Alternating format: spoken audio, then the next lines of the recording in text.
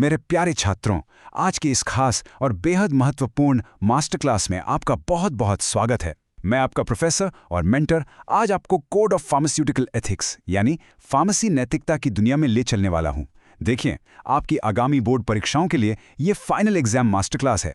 याद रखिए, pharmacy act के तहत एक बेहतरीन फार्मासिस्ट बनने के लिए केवल दवाओं का ज्ञान होना ही काफ़ी नहीं है, बल्कि नैतिकता को गहराई से समझना भी उतना ही ज़रूरी है। तो फटाफट अपनी नोटबुक निकाल लीजिए, क्योंकि आज हम उन सभी महत्वपूर्ण टॉपिक्स को कवर करने वाले हैं जो आपके एग्जाम्स में पक्का पूछे जाएंगे।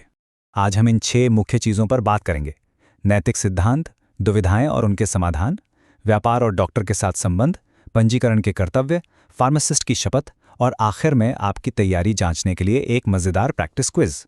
तो चलिए, बिना किसी देरी के अपने पहले सेक्शन से शुरुआत करते हैं, नैतिकता के 6 मुख्य सिद्धांत। अच्छा, एक बात समझिए, एथिक्स सिर्फ परीक्षा पास करने के लिए रटे जाने वाले नियम बिल्कुल नहीं है, बल्कि ये क्लिनिक में आपका सही मार्गदर्शन करते हैं। तो चलिए गहराई में उतरते हैं और हमारे पहले सिद्धांत को समझते हैं, स्वायत्तता, जिसे हम ऑटोनॉमी भी कहते हैं। इसका सीधा सा मतलब है कि हर मरीज को अपने इलाज के बारे में फैसला लेने का पूरा अधिकार है।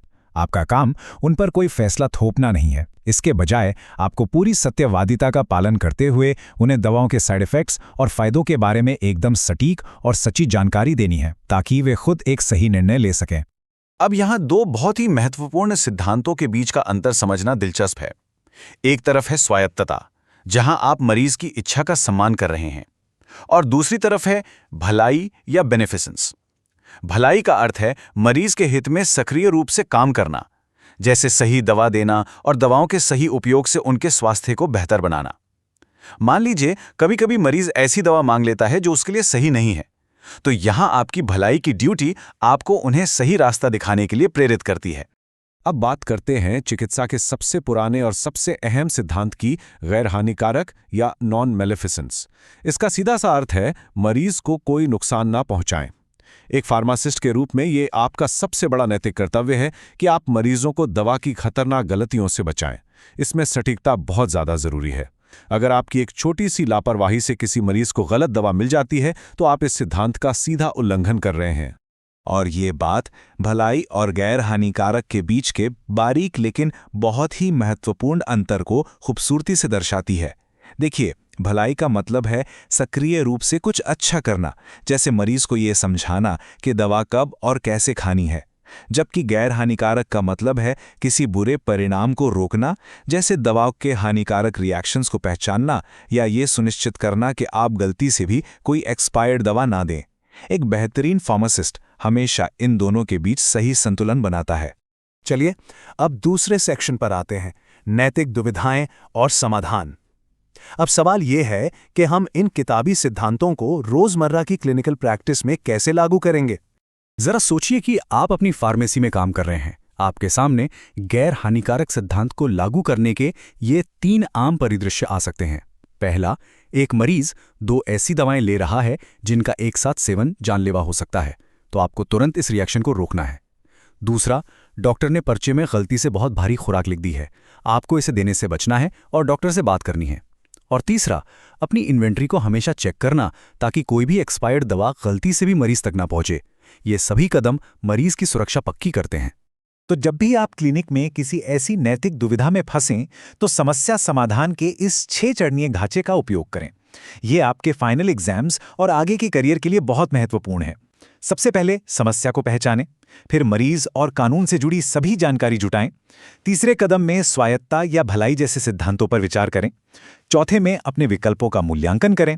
5वें में सबसे सही निर्णय लें और 6ठे कदम में उसे लागू करके उसकी समीक्षा करें कि क्या वो काम कर रहा है। चलिए इस फ्रेमवर्क को एक असली केस स्टडी पर लगाकर देखते हैं। मान लीजिए एक मरीज आपके पास आता है और बिना डॉक्टर के पर्चे के एक ऐसी दवा मांगता है जिसके लिए पर्चा अनिवार्य है। अब चरण 1 और 2 के तहत आप तथ्य जुटाते हैं कि दवा बिना पर्चे के देना गैरकानूनी है। चरण 3 और 4 में आप मरीज की स्वायत्तता की तुलना कानून और गैर हानिकारक सिद्धांत से करते हैं। अंत में चरण 5 और 6 में आपका निर्णय यह होना चाहिए कि आप अपनी गरिमा और अनुशासन बनाए रखते हुए विनम्रता से उन्हें मना करें और उन्हें डॉक्टर से परामर्श करने की सही सलाह दें। हमारे तीसरे सेक्शन में आपका स्वागत है, व्यापार और डॉक्टर के साथ संबंध। देखिए, एक फार्मासिस्ट की भूमिका केवल दवा बेचने तक सीमित बिल्कुल नहीं है। आपको एक सफल रिटेल बिजनेस चलाने के साथ साथ डॉक्टरों के साथ बहुत ही सम्मानजनक संबंध भी बनाए रखने होते हैं। एक प्रोफेसर के नाते मेरी आपको ये खास सलाह है, डॉक्टरों के साथ हमेशा पेशेवर रहें, उनके पर्चों का पूरा सम्मान करें। यदि आपको किसी पर्चे में कोई गलती नजर आती है तो कभी भी, मेरा मतलब है कभी भी, मरीज के सामने डॉक्टर की आलोचना ना करें। इससे मरीज का भरोसा पूरी तरह टूट जाता है। इसके बजाय सीधे डॉक्टर से संपर्क करें और बेहद पेशेवर तरीके से अपनी शंका दूर करें। अब इन व्यापारिक प्रथाओं को ध्यान से समझिए। नैतिक व्यापार का सीधा सा मतलब है उचित मूल्य लेना, हमेशा शुद्ध दवाएं रखना और दवाओं के सही उपयोग को बढ़ावा देना।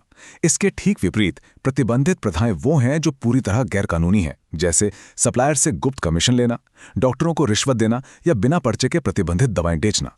याद रखिए बच्चों, ये अनैतिक प्रथाएं सिर्फ आपका लाइसेंस ही रद्द नहीं करवाएंगी, बल्कि ये आपका पूरा करियर हमेशा के लिए बर्बाद कर देंगी। चलिए आगे बढ़ते हैं सेक्शन 4 की तरफ, फार्मेसी एक्ट के तहत पंजीकरण और कानूनी कर्तव्य। आपको पता होना चाहिए कि बिना सही पंजीकरण के आप कानूनी रूप से प्रैक्टिस नहीं कर सकते। राज्य फार्मेसी काउंसिल के साथ आधिकारिक पंजीकरण के कुछ कदम हैं। सबसे पहले आपके पास एक स्वीकृत फार्मेसी योग्यता होनी चाहिए। फिर आप निर्धारित फीस का भुगतान करते हैं। इसके बाद आपका नाम राज्य परिषद के रजिस्टर में दर्ज हो जाता है। और सबसे महत्वपूर्ण बात जो अक्सर छात्र भूल जाते हैं, आपको समय समय पर अपने लाइसेंस का नवीनीकरण या रिन्यूअल भी कराना होता है। ये कानूनी प्रक्रिया सार्वजनिक स्वास्थ्य की रक्षा के लिए बेहद जरूरी है। अब हम आते हैं सेक्शन 5 पर, फार्मासिस्ट की शपथ। ये शपथ इस पूरे पेशे की आत्मा है, मानवता के प्रति आपका सबसे बड़ा वादा। जरा इस कोट पर ध्यान दें। एक फार्मासिस्ट के रूप में आपका पहनावा और बर्ताव बहुत मायने रखता है। कार्यस्थल पर पूरा अनुशासन बनाए रखना, साफ सुथरे कपड़े पहनना और हमेशा अपनी पहचान बताने वाला बैज या आइडेंटिटी कार्ड पहनना बिल्कुल अनिवार्य है। यह छोटी सी चीज मरीजों को दिखाती है कि आप एक योग्य पेशेवर हैं, जिससे इस पेशे की गरिमा बढ़ती है और मरीज का आप पर अटूट विश्वास बनता है। चलिए इस शपथ को हमारे रोजमर्रा के क्लिनिकल कर्तव्यों से जोड़कर देखते हैं। जब आप शपथ में मरीज के कल्याण की बात करते हैं तो इसका सीधा सा मतलब है कि आप दवाओं के सही और तर्कसंगत उपयोग को बढ़ावा देंगे। पेशेवर गोपनीयता का मतलब है कि आप कभी भी किसी मरीज की बीमारी की जानकारी किसी बाहरी व्यक्ति को नहीं देंगे। और कानूनों का पालन करने का संकल्प ये पक्का करता है कि आप हमेशा एक नैतिक और बिल्कुल ईमानदार व्यापार चलाएंगे। बहुत बढ़िया काम किया आप सभी ने। अब समय आ गया है हमारे आखिरी सेक्शन का, फाइनल एग्जाम प्रैक्टिस क्विज। क्या आप तैयार हैं खुद को जांचने के लिए? चलिए शुरू करते हैं। ये रहा आपका पहला प्रश्न। किस सिद्धांत में मरीज के अपने इलाज को चुनने के अधिकार का सम्मान करना शामिल है? थोड़ा सोचिए। बिल्कुल सही, इसका उत्तर है स्वायत्तता या ऑटोनॉमी। मरीजों को अपने शरीर पर पूरा अधिकार है और हमें उन्हें पूरी जानकारी देकर उनके फैसले का सम्मान करना चाहिए। अब बढ़ते हैं दूसरे प्रश्न की ओर। दवाओं के खतरनाक रिएक्शन को रोकना और एक्सपायर्ड दवाओं से बचना किस नैतिक कर्तव्य के अंतर्गत आता है? जी हां, आपने सही पहचाना। इसका उत्तर है गैर हानिकारक या नॉन मेलिफिसेंस। सक्रिय रूप से किसी भी तरह के नुकसान को रोकना ही इस सिद्धांत की असल परिभाषा है। प्रश्न नंबर 3, किसी भी सप्लायर से गुप्त कमीशन लेना या रिश्वत लेना किस चीज का उदाहरण है? मुझे पूरी उम्मीद है कि आपने इसका तुरंत जवाब दे दिया होगा। ये एक सख्त, प्रतिबंधित और अनैतिक प्रथा है। रिश्वतखोरी और गुप्त कमीशन से आपका करियर उसी वक्त खत्म हो सकता है। चलिए चौथे प्रश्न पर आते हैं। हमारे 6 चरणीय नैतिक समस्या समाधान ढांचे का सबसे पहला कदम आखिर क्या है? एकदम सही जवाब, समस्या को पहचानना। आप क्लिनिक में किसी भी दुविधा का समाधान तब तक नहीं निकाल सकते जब तक कि आप सबसे पहले उस असली समस्या को पहचान न लें। और ये रहा हमारा आखिरी प्रश्न, सही या गलत? यदि आपको पर्चे में कोई गलती मिलती है तो आपको मरीज के सामने डॉक्टर की सार्वजनिक रूप से आलोचना करनी चाहिए। बिल्कुल गलत, आपको शंकाओं को बहुत ही पेशेवर तरीके से निजी तौर पर डॉक्टर से बात करके सुलझाना चाहिए। मुझे उम्मीद है कि आज की ये मास्टर क्लास आपके लिए बहुत ज्ञानवर्धक रही होगी। आपको बोर्ड एग्जाम्स के लिए मेरी तरफ से ढेरों शुभकामनाएं। लेकिन जाने से पहले खुद से ये सवाल जरूर पूछिए, कल को जब आपके सामने ज्यादा मुनाफे और एक मरीज की जान के बीच चुनाव करने की नौबत आएगी तो क्या आपकी नैतिकता उस असली परीक्षा में पास हो पाएगी?